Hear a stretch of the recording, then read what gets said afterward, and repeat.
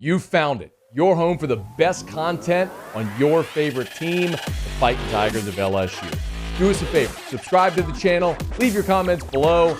Be sure to smash that like button.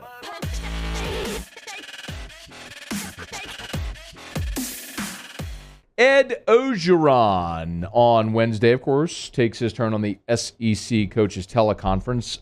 Of note, he updated the injury status of a couple of players. Let's start with Gaye, who did not play this last week against McNeese. He is unavailable. He was unavailable last week. He's going to be unavailable this week. But what I've seen from him in his camp is him continues to grow, and I think he's going to be an outstanding end for us. So no Gaye for the second consecutive week. Jay Ward, who was injured against UCLA, also did not play against McNeese. What is his status for Central Michigan? I just talked to Bo. No, I don't think so, Wilson. Hopefully we have him by next week. But it's day by day right now. He's very doubtful for this week. Probably Mississippi State, and I'm not sure of that yet. Okay, so here's hoping Jay Ward's back next week for the SEC opener against Mississippi State, but doubtful as of right now. Looks like Gaye and Jay Ward out against Central Michigan this week. And you know what? I'm okay with it. Despite all of our anxiety about the defense, and I don't think, please don't misunderstand me, I don't think they cured their ills against McNeese.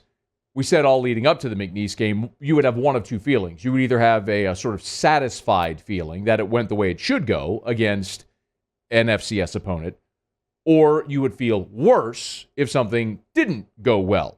I think it's fair to say the defense, you're sort of satisfied. The defense did what it's supposed to do. And offensively, you probably felt a little worse after watching the performance, particularly by the offensive line. But we also saw the LSU defensive line sack Cody Orgeron 8 times. Even though Gaye isn't going to go for LSU, they have a plethora of pass rushers. And y'all, Central Michigan's offensive line is bad. Central Michigan opened the season in Columbia, Missouri against Mizzou. How about this stat line? Mizzou defensively had 9 sacks, 9 times. Shout out Ferris Bueller.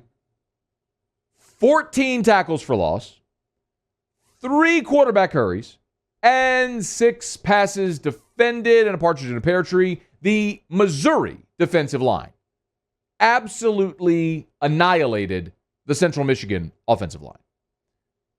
LSU with Andre Anthony, B.J. Ojolari, Mason Smith, Jaquaylin Roy, that whole lot of guys, they're going to be fine this weekend. I really don't worry about the defensive line's ability to generate pressure because Missouri did it, LSU will be able to do it. Jay Ward is a little bit more concerning. Ed Orgeron today did talk about the play of the safeties in Jay Ward's absence. Yeah, I think Cam Lewis has done a good job, as sure as Jordan told us. Both of those guys have to play and do a good job. They've had a good week of practice. They're going to be challenged, but I think they're up for the challenge. So Cam Lewis has been around forever, and he's finally getting his chance to play significant snaps. Jordan Tolles was a freshman last year who struggled. Now remember, of course, you got Jay Ward, you got Major Burns back there in the secondary as your starting safeties. Jay Ward's not going to play. And it looks like Todd Harris might be injured as well. Nobody asked about Todd Harris today, but he was injured and didn't play last week. So you are dipping into your depth there at the safety spot. And Jim McElwain is a good play caller. That's the one sort of bit of apprehension I have about the game. If you go back to UCLA, it's not necessarily that UCLA's Jimmies and Joes were that much better than LSU. But you saw LSU consistently out of position and out-schemed by a very good play caller in Chip Kelly. Well, that's similar this week with Central Michigan, where Jim McElwain's a very good offensive coach, man. I mean, he was the offensive coordinator at Alabama under Nick, and then, of course, became the head coach at Florida and won a lot of games there. And before he, look, the reason he got fired, they did win plenty, but the way you win and the manner in which you carry yourself in Gainesville does kind of matter to those people. And now he's at Central Michigan, and I think he's a very competent and capable play caller. LSU's a 3-touchdown favorite in this ballgame. I think it's 20, might be down to 19 or so, right, 19.5. But LSU should win this game and should win it easily. But if you're looking at those positions in particular, I'm not worried about LSU in their pass rush, sans Ali Gaye. I am a little more concerned about them not having Jay Ward in that secondary because Jay Ward, Major Burns are your starting safeties, and that's been the bugaboo for LSU. The safeties and the linebackers, their inability to cover backs and tight ends. I don't worry about Derek Stingley and Elias Ricks covering out on the boundary. I think they're fine. They're arguably the best cover corner tandem in all of college football. Can Jim McElwain will look at what UCLA did so successfully. Can LSU stop it? Because you better believe they're going to try to replicate it. So, and can some of those younger guys maybe have a better performance this week? For what it's worth, against Missouri, Central Michigan threw for 301 yards in that game. And last week against Robert Morris, I get it was Robert Morris in a 45-0 win. There were they played like 3 or 4 quarterbacks.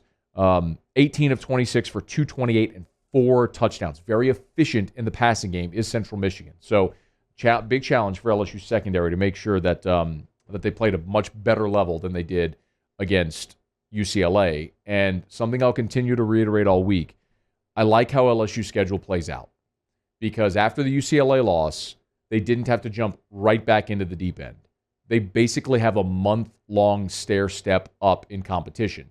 From UCLA, you went to McNeese, an FCS opponent.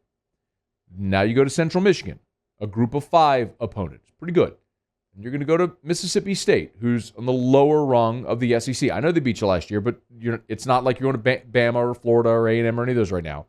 So you go to Mississippi State, and then you go to Auburn. So you basically have a month-long stair step to try to improve. And as we've talked about, it is allowed that teams can improve throughout the course of the season. The best comp would be 2017.